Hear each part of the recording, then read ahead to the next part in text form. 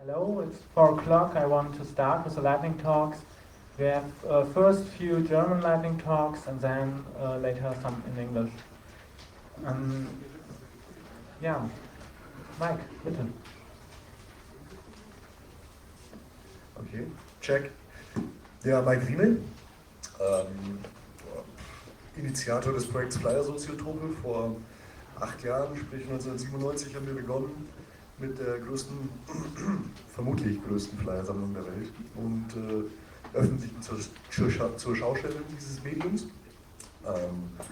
Wir haben im Akut, was ein kleines besetztes Kulturvereinchen damals war, eine Galerie gehabt und begonnen mit 30.000, 40.000 Stück an der Wand. Sind daraufhin in ungefähr 12 Ländern gewesen, haben 50 Ausstellungen insgesamt präsentiert, auf großen Festivals, Kongressen, aber auch in kleinen Galerien, Clubs und haben immer weiter gesammelt. Die Idee war, sammeln kann man nur, wenn man wandert, besonders wenn es um ein Medium geht wie Flyer. Also Flyer, denke ich, ist Ihnen ein Begriff. Ich wollte jetzt eigentlich so the best of hier im Hintergrund einfach nur vorbeirattern lassen. Ihr könnt auf der Website aber die ganzen, oder wenigstens einen guten Teil der Daten sehen, flyersoziotope.net. Wir haben 8 Jahre lang relativ erfolgreich, glaube ich, uns am Leben erhalten mit diesem Projekt. Haben auch 1998 hier in der Kongresshalle eine Ausstellung gemacht bei Berlin Beta.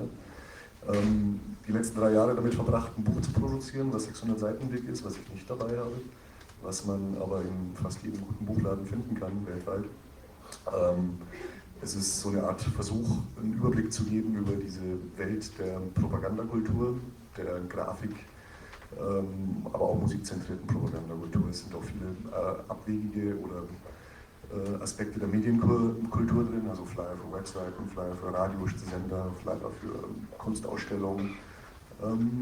Flyer Soziotope versucht eigentlich weiterzumachen. Wir hatten 2002 eine Förderung von der Kulturstiftung des Bundes erhalten, um aus dieser großen Sammlung eine weitere große Ausstellung zu machen, aber auch ein Buch zu destillieren.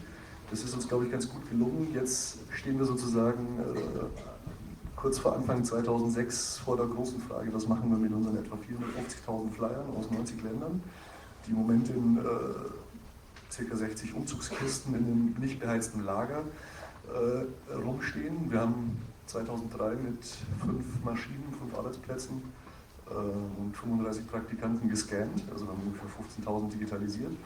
Seitdem kriege ich pro Woche zwischen 2 und 5 Kuverts von Grafikern auf der ganzen Welt, die teilweise mir ihre CDs schicken, aber zum großen Teil halt auch die realen Sachen, die sie in den letzten 10, 20 Jahren gebaut haben.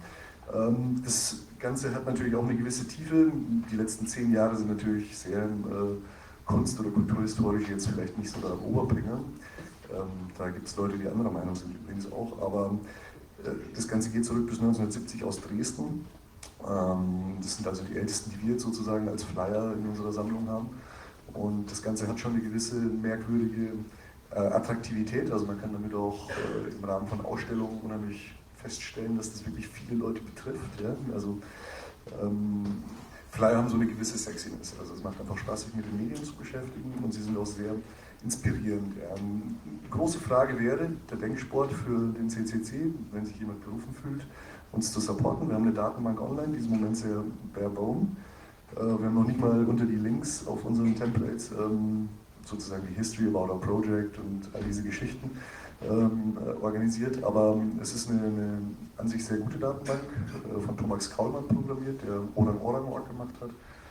Es ist sozusagen meta.orang.org, glaube ich, ist die Datenbank auch im Netz zu finden, die liegt auch bei SourceForge, die wir da einsetzen. Es geht im Prinzip darum, vielleicht später noch, ja, wenn noch jemand Interesse hat. Es geht darum, aus dieser Datenbank eigentlich so eine Art Continuity zu produzieren oder aus der Sammlung. Es geht auch nicht unbedingt nur um unsere Sammlung, sondern um die Verknüpfung von vielen, vielen Datenbanken, die im Netz schon sind. Also so eine Art zentrale Stelle zu schaffen, von wo aus jede Art von Flyerkultur recherchiert werden kann. Das Ganze hat auch ein paar Copyright- und rechtliche Aspekte, die ganz interessant sind. Also viele Veranstaltungen sind illegal im Sinne von Gewerbeamt, GEMA, allen möglichen Geschichten. Finanzamt vielleicht auch noch ein wichtiger Punkt. Also wenn es zu sehr recherchierbar ist, dann ist gibt man etwas preis, was man gemeinhin möglicherweise Indizien nennt. Das Ganze ist dann auch länder- oder regional spezifisch unter Umständen. So gesehen muss man sich ein bisschen den Kopf machen, wie man damit umgeht. Wir würden also sehr gerne unsere 10.000 oder 15.000 Flyer, die digital online sind, im Moment weiter ausbauen. Wir würden gerne eine Art Workflow entwickeln, wie Registered Users uns Uploads schicken können. Dafür gibt es natürlich Vorbilder im Netz. Das kann man aber natürlich auch versuchen, in Kooperation mit vielen anderen Datenbanken, die schon da sind, machen. Und ich hoffe, dass wir in irgendeiner Weise auch wieder Sponsoren oder Supporter finden, die also auch die Kosten für so ein Unterfangen ein bisschen decken. Also wer hilft, kann gerne einsteigen, und wer nicht hilft, kann uns gerne trotzdem irgendwelche Tipps geben oder sagen, so geht's nicht. Flyer Soziotope.net, Mike Riemel, danke.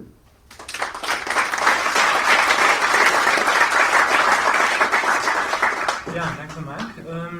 Nun Irrlicht möchte MediaWiki im Unterricht vorstellen. Ich muss noch ein bisschen runtermachen, kann man mich verstehen? Okay, also erstmal danke, dass ich hier sprechen darf. Mein Name ist Anneke Wolf. Ich werde über MediaWiki im Unterricht sprechen. Der Vortragstyp wird ein Erfahrungsbericht sein. Basis hierfür war ein Seminar, was ich im Sommersemester 2005 gehalten habe, und auch weitere Beobachtungen an anderen Seminaren, die dann auch eben auf dieser Plattform gelaufen sind. Zu meiner Person. Ich bin wissenschaftliche Mitarbeiterin in der Fakultät Kulturgeschichte und Kulturkunde der Universität Hamburg. Das heißt, das Umfeld, in dem das Ganze stattfindet, ist eins, in dem sowohl Lehrende als auch Lernende in der Regel über keine formale technische Ausbildung verfügen. Ich bin zusätzlich seit April 2004 aktive Mitarbeiterin in der deutschsprachigen Wikipedia. Das hat dann im Grunde auch dazu geführt, dass ich diese Software dafür ausgewählt habe. Einmal halt, weil ich selbst über einen gewissen Kenntnisstand in der Anwendung verfüge, und zum Zweiten über ein informelles Netzwerk, was mir halt auch ermöglicht, irgendwie Fragen zu klären, falls welche auftauchen. Eine zusätzliche Motivation war natürlich auch, überhaupt ein Wiki im Unterricht zu testen, um sozusagen einen Vergleich dazu zu haben, wie funktioniert das in der Wikipedia, wie funktioniert das, wenn man es in einen anderen Kontext einbindet. Ich hatte mir außerdem erhofft für das Seminar selbst eine leicht verfügbare Seminardokumentation, die Möglichkeit der Präsentation der Arbeitsergebnisse für die Studierenden, eine Vergleichbarkeit auch der Arbeiten. Normalerweise ist es ja so, man gibt seine Hausarbeit ab, dann redet man mit seinem Dozenten darüber und kriegt entweder einen Schein oder nicht, und so kann man halt auch abgleichen, okay, was machen eigentlich andere dafür, um einen Schein zu bekommen. Das Seminar war so aufgebaut, es hat erst eine Einführungssitzung zur Software gegeben, dann gab es mehrere Sitzungen mit kleineren Arbeitsaufträgen, und zum Schluss ging es darum, einen längeren Text für das Wiki halt zu verfassen. Zu den Ergebnissen kann man sagen, schon wie angenommen, die Technikkompetenzen waren sehr, sehr unterschiedlich. Also einige Leute haben sich halt eingeloggt, haben angefangen zu arbeiten, und es war okay. Für andere ging es halt überhaupt nicht. Das heißt, was ich denke als erstes sehr, sehr wesentlich ist, dass im Seminar selbst tatsächlich auch nochmal eine Einführung geben wird, wie man mit der Software arbeitet. Das wird nicht immer gemacht. Also wie gesagt, ich habe das System aufgesetzt, und viele Leute, andere Dozenten wollen es jetzt halt auch benutzen, weigern sich aber im Grunde sozusagen von ihrer Seminarzeit Zeit abzugeben für eine Einführung. Die sagen halt, okay, die Leute können die Hilfe lesen, das reicht dann schon, das reicht nicht. Was sich als relativ gut erwiesen hat, ist halt die Aufteilung in kleine Arbeitsschritte, dass die Leute sich langsam an die Software gewöhnen können. Möglicherweise ja auch zu überlegen, ob man halt nicht das Ganze im Seminar so konzipiert. Probleme. Wo Probleme aufgetaucht sind, war zuerst einmal, ob es ein Problem ist, das fraglich ist, Unsicherheit bezüglich des Tatbestandes der Öffentlichkeit. Das ist natürlich auch immer so ein System ist natürlich auch immer in gewisser Weise eine Kontrollinstanz. Also wenn es sehr genau Meyer, Müller, Schulze haben zum 13.12. Ihr Protokoll nicht abgegeben, das muss man auch mal ganz klar sagen. Und es hat sich auch in die Richtung halt ausgewirkt, dass zum Beispiel die Diskussionsseiten des Systems einfach nicht für Diskussionen benutzt worden sind. Dafür war dann einfach eher das Seminar selbst oder andere Kontexte wesentlich. Wo es direkt Schwierigkeiten beim Umgang mit der Software gegeben hat, also ganz klassischer Fall, die größte Hürde ist einfach die Erstbearbeitung. Das kennt man aber auch aus der Wikipedia, da sind Fälle bekannt, wo Leute ein Dreivierteljahr gelesen haben, bevor sie überhaupt einen Edit gemacht haben. Das heißt, man sollte möglichst am Anfang des Seminars die Leute auch wirklich an den Rechner setzen und sagen, okay, hier, drückt auf Speichern, ihr könnt es machen, es geht nichts kaputt. Was für mich relativ verwunderlich war, ist glaube ich auch ein klassisches Problem, aber ich habe es überhaupt nicht erwartet, waren Navigationsprobleme. Also es gab eine Hauptseite und dann gab es dann da immer sozusagen weiterführende Seiten und selbst wenn da ganz klar stand, Gruppe A hier, haben die Leute gefragt, wo soll ich da was reinschreiben. Da bin ich auch relativ ratlos, wie man das einfach noch expliziter machen kann oder auch noch einfacher machen kann, dass das funktioniert. Auch ein weiteres klassisches Problem ist einfach, dass es also die Leute sowas wie einen Quelltext einfach noch nie gesehen haben. Und selbst wenn man ihnen sagt, okay, ihr könnt nicht einfach euer Word-Dokument reinkopieren und es ihnen auch zeigt, also über einen Beamer zeigt, die Leute es aus irgendeinem Grund also doch nicht verstehen. Also es hat einfach mehrere Fälle gegeben, wo die Leute es halt einfach trotzdem so reinkopiert haben. Was auch aufgetreten ist, ist auch nicht unbedingt ein Problem. Habe ich aber auch verwundert, dass die Leute kaum tatsächlich online arbeiten oder tatsächlich auch online editieren. Das heißt, sie haben ihre Texte vorgeschrieben, haben sie dann reinkopiert und dann gespeichert. Das mag einmal auch daran liegen, auch an so einem klassischen Publikationsverständnis, dass man halt eine fertige Hausarbeit abgibt und nicht einfach erstmal den Mittelteil schreibt, wie man es vielleicht in einem Wiki machen würde, dann die Anleitung und dann den Schluss oder so. Was da natürlich auch noch dazu kommt, ist die technische Ausstattung, was mich auch relativ überrascht hat. Es gibt natürlich einen Rechnerpool an der Uni, aber viele Leute arbeiten halt zu Hause und tatsächlich auch noch mit einem Call-by-Call-Zugang und einem 56K-Modem. Das war einfach auch was, womit ich nicht so unbedingt gerechnet hatte. Ich muss dich leider unterbrechen, weil die Zeit ist zu Ende. Einen Punkt habe ich noch. Ich bin jetzt auch schon beim letzten. Und was man halt auch berücksichtigen muss in so einem Umfeld ist einfach, also dass das www halt als Pull-Technologie funktioniert. Das heißt, die Leute müssen sich die Inhalte holen aktiv und das tun sie auch nicht unbedingt. Das heißt, es gab zum Beispiel mal eine Terminverschiebung, die dann, was weiß ich, ein Drittel der Leute einfach nicht mitbekommen hat. Das heißt, man müsste gucken, macht man da noch was über Mailinglisten oder ähnliches. Ich bin noch bis 5:30 oben in der Wikipedia-Ecke, wer noch mit mir reden möchte. Danke fürs Zuhören.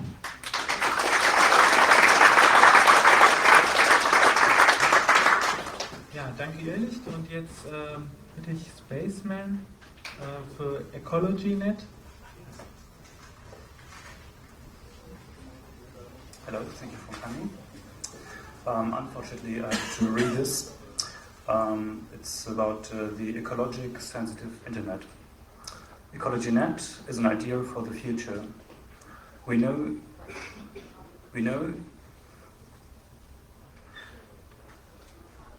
we show you steps to an ecologic sensitive internet.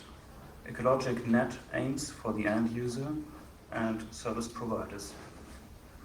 We are the net. There are no grid without current. In this moment, all appliances connected into the internet in Germany will draw as much power as 2 big nuclear power stations can produce. In 2010, in this country, we will eat up the whole energy of 3 nuclear power stations only for internet usage. Internet and communication now draws more current than lighting in Germany. Nobody can make excuses. We all will take part. Energy is by far too much reason of conflicts in this world up to today for our benefit risks in respect to energy. Global warming starts with power supplies under our desk. It is the whole zoo of boxes and cases which are just heating quietly, whether they are in use or not.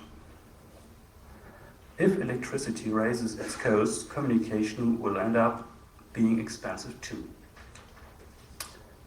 Until now, we relied on manufacturers that they will engineer and produce devices that take care for the environment and its energy savings. We rely on it, engineers, that they do not implement senseless routines which consume too much and drive the load of microprocessors too high.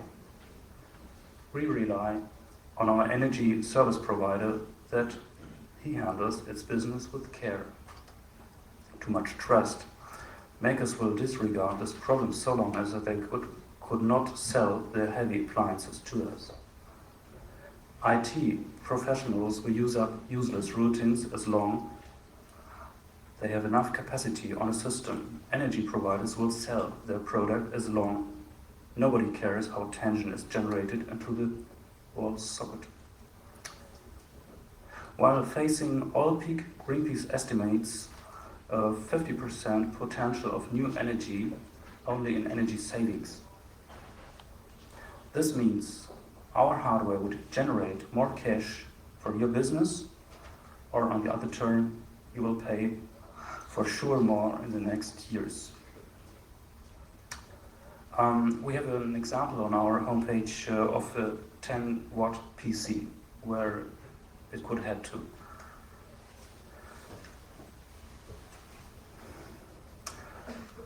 Your role model will change anything. You have got the power and you're the guilty conscience of an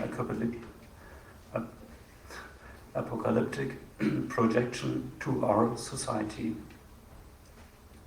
You trailblaze the route where technology goes. Energy management with use of IP technology will be more easy.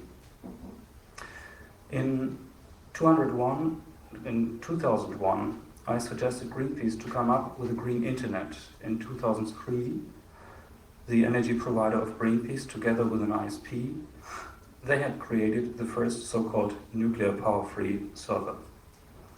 Overseas, we have spotted some ISPs which use renewable power sources.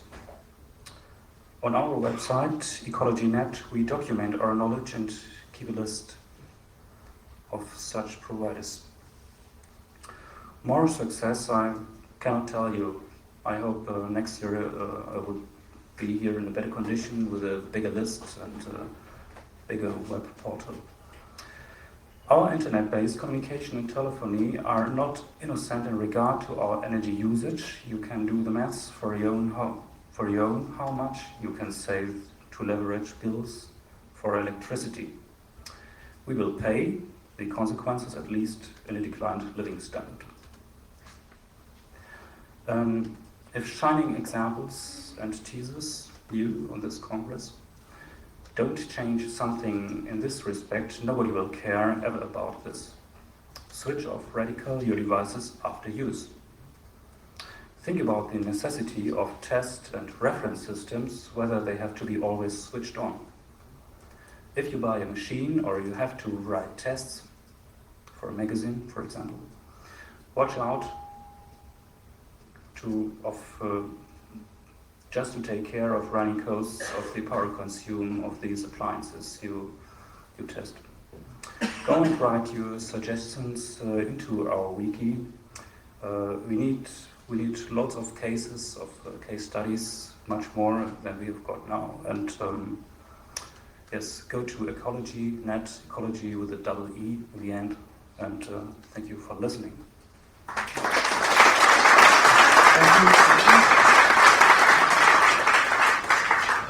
I just want to say that there are still 3 chairs here, so you must stand. Now, Christian hier for Core Wars Project. Christian für Core Wars Project, ist er hier? Okay, dann überspringen wir das. Oliver Leistert, GPG for SMS.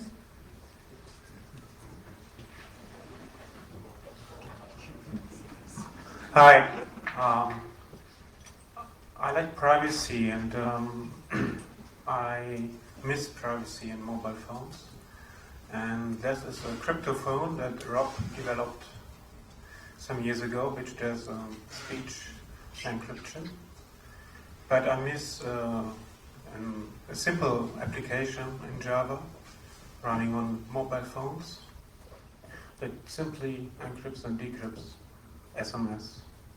And I'm not a coder myself. I only use technology.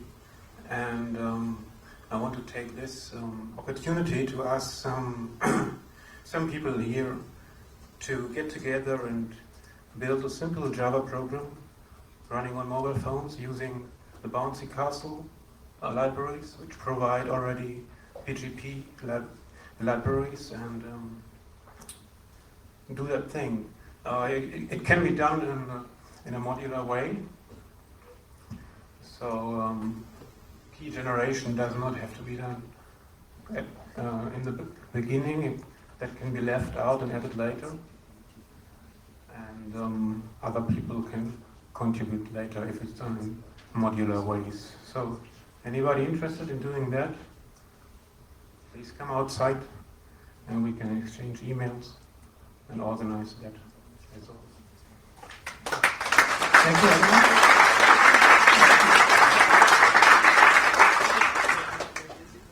Ist Christian mittlerweile hier?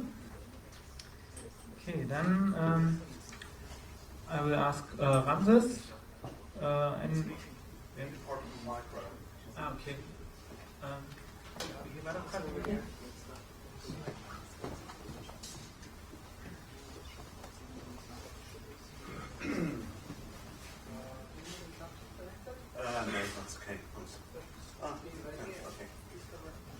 Hello, I want to talk to you about a very unusual subject, about an RC bot showing very anomalous and very interesting behavior. A few months ago, we set up an RC bot on an RC channel on the RC net, and we provided a brain for him. That's a small TCL script which stores everything people say on the channel and chooses randomly just a sentence or something else as an answer to somebody else. And the bot answers to people, and what we found out very quickly is that the bot gives answers which make sense. I want to give you some examples, and afterwards I want to discuss how can we explain that behavior of the bot. I'll try to translate them. They are all in German. Somebody says, I want to get some food for me, and the bot answers, well, I hear the ham on the pizza. That isn't stored in the database that the bot can react seeing food by saying pizza or ham. It's just reacting on the word I.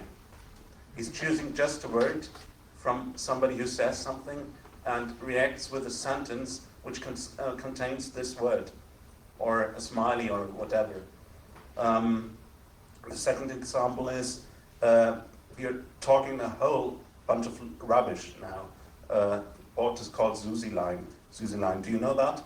Well, in recent times, I think it got really bad. The bot answers himself.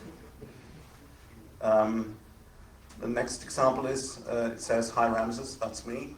And the bot answers, well, he seems to be more in Egypt than in Germany. And Egypt isn't connected to Ramses in the database. It's just a random result of what the bot chooses from the database. The fourth example, somebody says, I got my exam, and the bot says, I knew it. And the last example shows that this behavior appeared from the start. It didn't just appear when the database was large enough. It started at the very beginning. Somebody said, why said Susiline goodbye to you right now? And Susiline answered, Susiline is learning now. And I think this is very impressive. Okay, so, now the theories about that. Somebody could say this is just chance. It's just a certain probability that the script will choose a sentence which makes sense. But I think that's not enough. Chance is not an explanation for me, in my opinion, which is enough for that. The second explanation is there is an causal link between what the bot says and what the chatter says. That's called synchronicity. It's a theory of German or Swiss psychologist called C.G. Jung.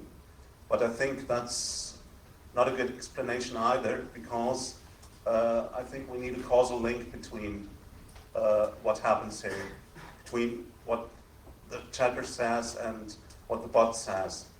And my opinion is that we should just call this communication.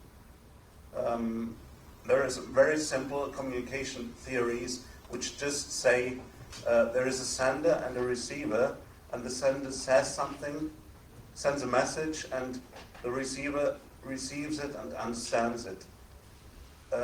I don't know any communication theory which says the sender has to do this intentionally by knowing what he does. And so I think this is psychological process, what happens here. We say something, the chat says something, the bot answers, and we interpret what the bot says in a sensible way. And that's what happens always in communication. If you say something to me, I don't know if you know what you're saying. I don't know if you're thinking about it. You could just be a machine reacting to me. And I'm interpreting your answer in a sensible way. And that's the same what we're doing here. I'm sorry, the time's over. Yeah, I've finished. Ah, okay, great. Thanks.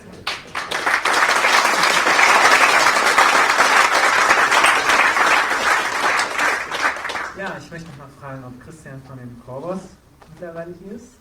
Ich stehe nicht mehr im Wiki, ne? Okay, gut. So habe ich einen zu alten Ausdruck. Dann ja, John Gilmore, NSA Wiretap Investigation.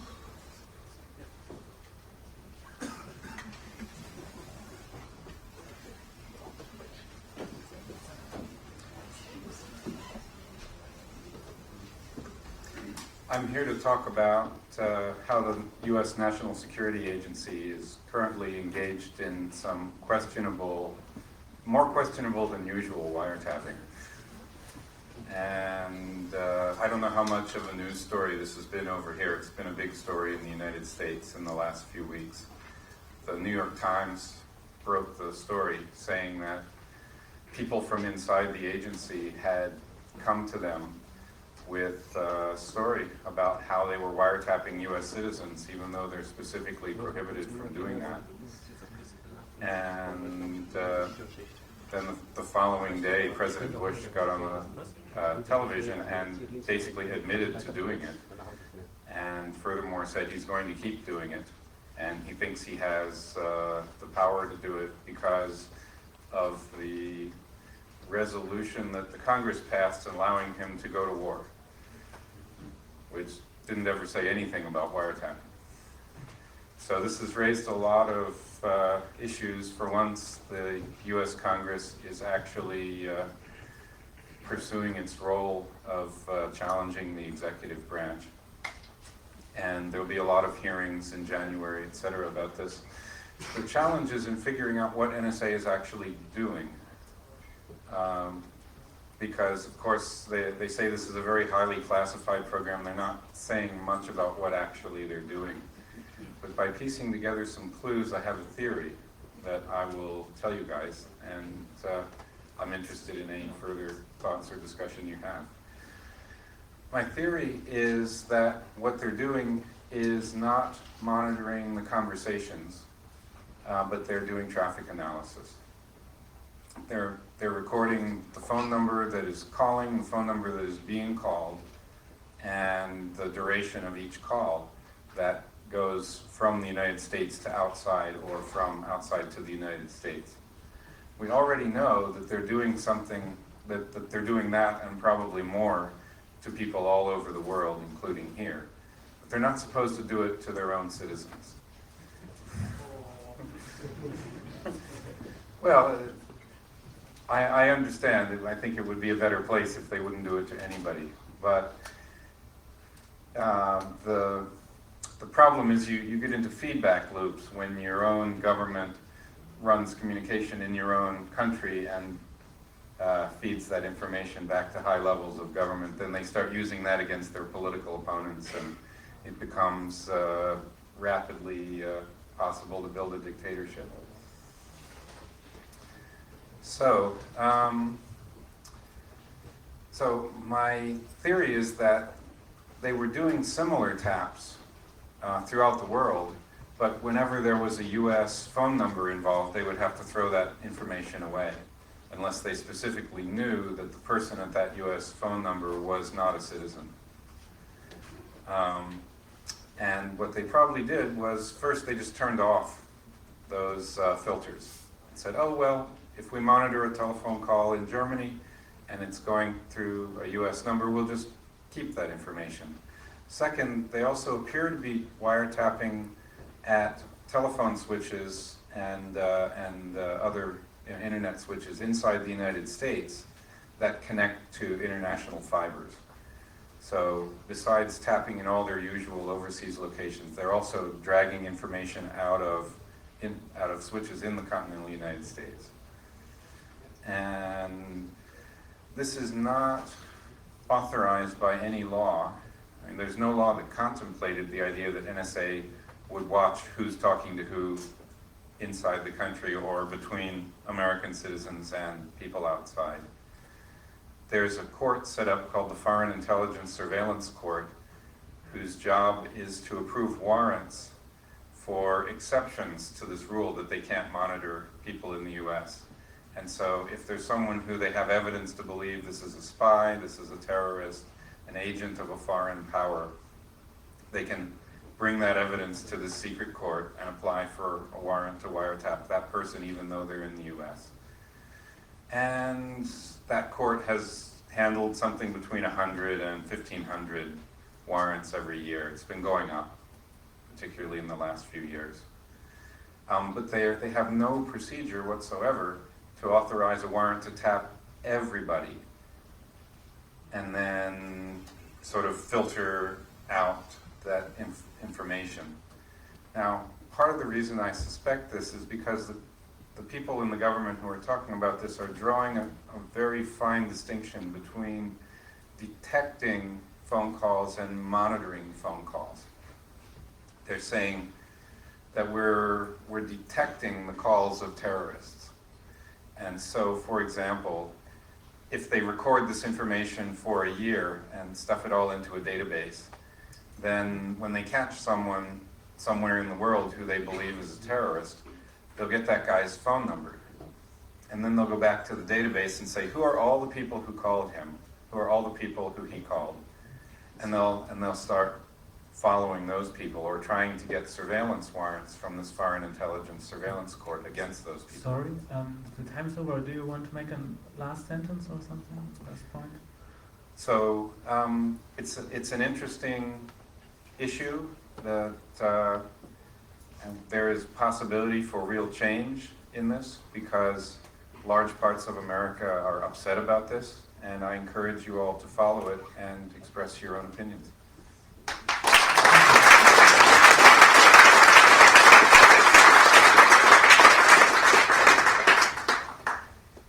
The next is Ludwig Jaffe, kernel device.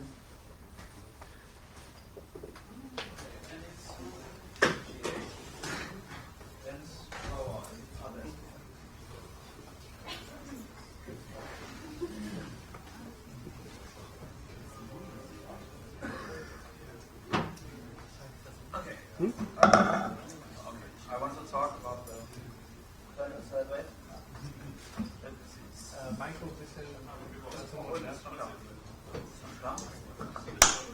So we should have video from the laptop. Let me see. Copy thing. This is working. That's no idea. Or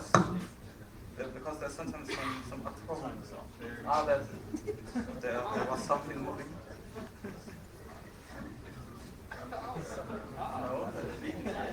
No, it was okay.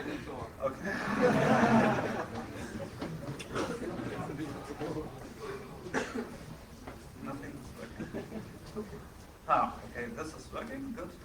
Maybe the X is working. Okay. The frequencies might be the problem. Yes, okay, but the problem is that the machine is okay. Yeah. Let somebody other talk, so I can fix the problem with the X to reduce your resolution. I configure it and then. Okay.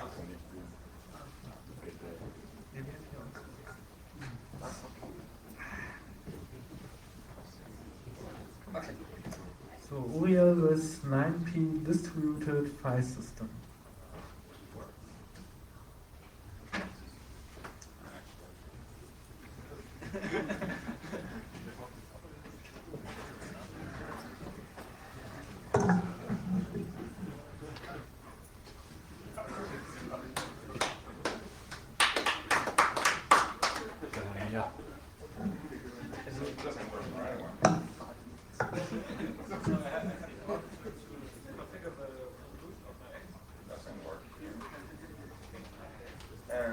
Well, I can do it because it's like safe.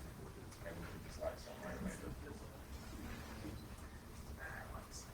Okay, I'm going to talk about the 9p protocol. The 9p protocol is... Use the micro, please. Sorry. The 9p protocol was developed for a Plan 9 system at Bell Labs. It's derived from the 8th edition Unix research network file system, which has nothing to do with SAN and NFS. It was started to develop in 1985 as part of the Plan 9 system by Ken Thompson and Rob Pike. Over the years, it has been used in Inferno and various other systems. Now it's ported to Linux, and there is implementation in Python and Java. 9p is a network file system, but its main purpose is to give access to all sorts of resources transparently over the network, not just static files. It's designed to be really simple. It only has 14 basic operations compared with, I think NFS 3 has over 30 and NFS 4 has a bit more or something like that. It has a flexible authentication and encryption mechanisms that are transparent for the client, both the client and the server. It can run over any in-order, reliable delivery service, so like TCP/IP, ARA, UDP, BBP, PC bus, serial port, shared memory. It's transparent. It can run over any transport layer. There's multiple implementations, as I have said, for various systems and various languages. 9p is mostly used as the glue that holds the Plan 9 and Inferno's distributed systems together. All resources in Plan 9 and Inferno are file systems that offer a file tree which any client can read and write from. For example, the IP stack is a file system. The graphic system is a file system too. That allows us to give transparent access to any client over the network to all these resources.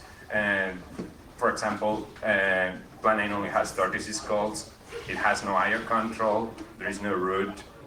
All this is thanks to using this simple mechanism to export all resources using the traditional read, write, open operations. One example is /net is the IP stack, which is also a file system, and there is no need for NAT. You just import the /net file system from the gateway, and your application will read and write from files there and be able to open connections transparently. There are some 9p servers which are also filters, and they use forward the packets, the operations, and gather statistics. For example, IO stats, you can run it in your namespace, and it will give you statistics of input-output operations you're executing. Private namespaces let you mount and manipulate your namespace dynamically and without affecting other processes. That has many uses, especially for sandboxing and security. what uses outside Plan9 and Inferno has, it can be used as a replacement for NFS. At Los Alamos National Laboratory, they are using it in Linux for distributing tasks to big clusters of over 1,000 units. And the way they do it, they can mount from each one of the nodes in the cluster, they can mount it into a single, from a single place, and they can write tasks into files that then the nodes execute. And then there is a WikiFS, Inferno, there's Inferno Grid, which Inferno can run on any other operating system like Windows and Mac OS X and any Unix variant. And this is used in many universities for if they want to offer certain resources to all across a big heterogeneous network. They can install Inferno on all the boxes, and then they can share resources very easily. There is various implementations, I was saying before, and there is a list of URLs and implementations for various systems, which you cannot see right now, but when I put the slides online, you will should be able to see them. And that's all. Thank you very much.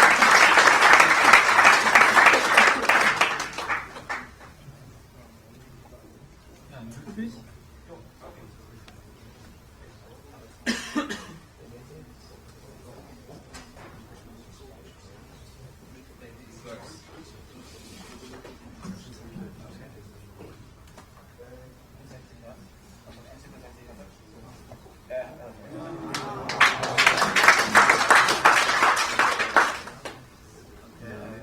It's some minor edits, so I do it. So we have power, and so we can talk about the KD.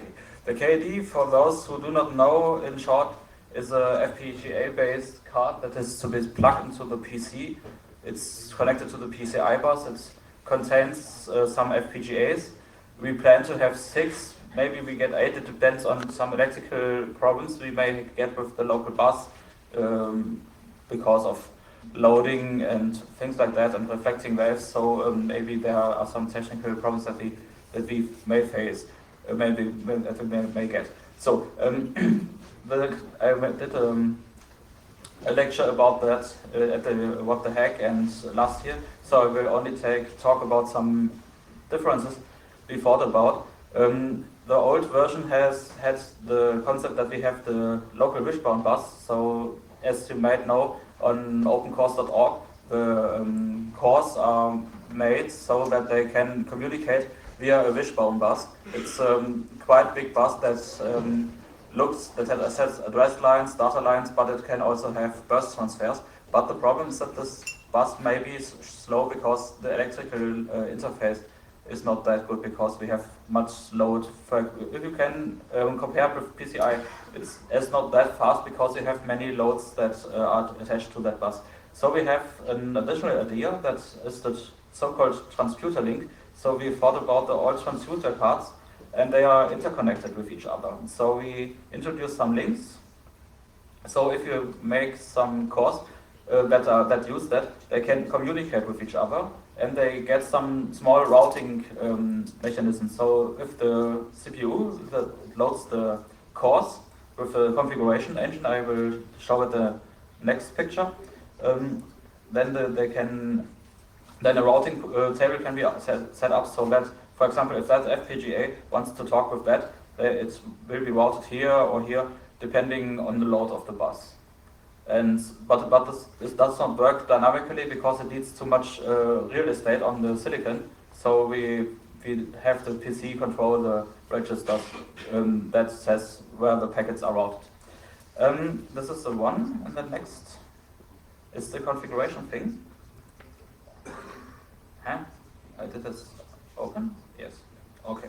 So this is the reconfiguration thing. As the FPGAs are not flash-based, they are SRAM-based, so they can be dynamically reconfigured. So you have other cores.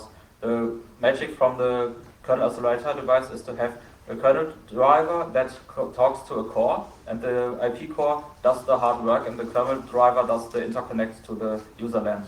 And the reconfiguration device consists of a register and some small interface that is built into the bridge FPGA, but logically it is connected to the wishbone bus.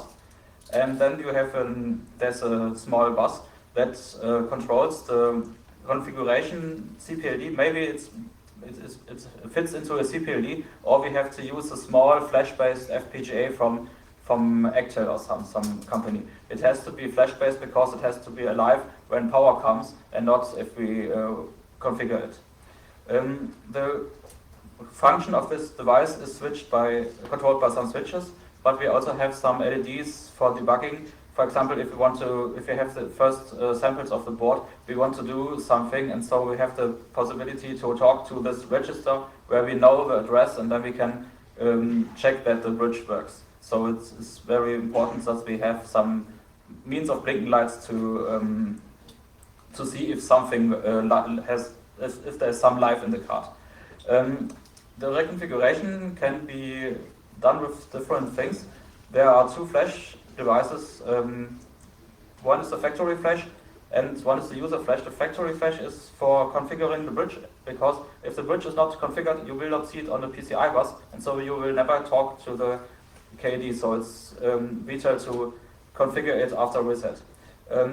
If there is a mistake in the core of the bridge, it is possible to make an update, and so the update is done with the user flash. You can use those registers and this reconfiguration thing to update the flash, but you will not be able to update the factory flash, because it's there for security that the board will boot even if you have flashed some errors, no code inside.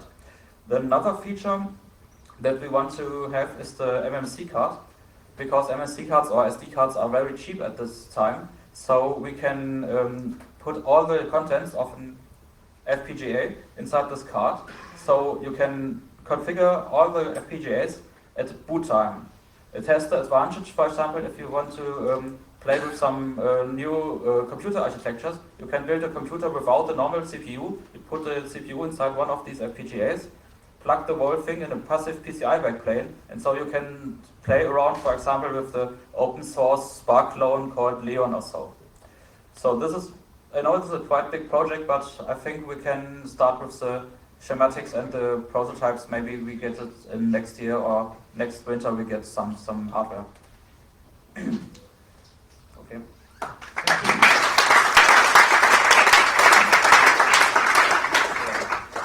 Any questions? Okay. Next one. Yeah, we have some free time, spontaneous lightning talk maybe, because Core was not here and we have a free slot. Okay. Yeah, okay, then I have just one point. I make it in German because my English is very bad. Ja, ihr habt vielleicht gesehen, dass überall hier so Indie-Print-Ausgaben ausliegen, und wenn euch was Interessantes noch auffällt und worüber ihr schreiben wollt, dann geht auf de-in-die-media.org und schreibt einen Bericht, damit halt nicht nur Heise und Spiegel Online diesen Kongress halt journalistisch abdecken. Ja, danke.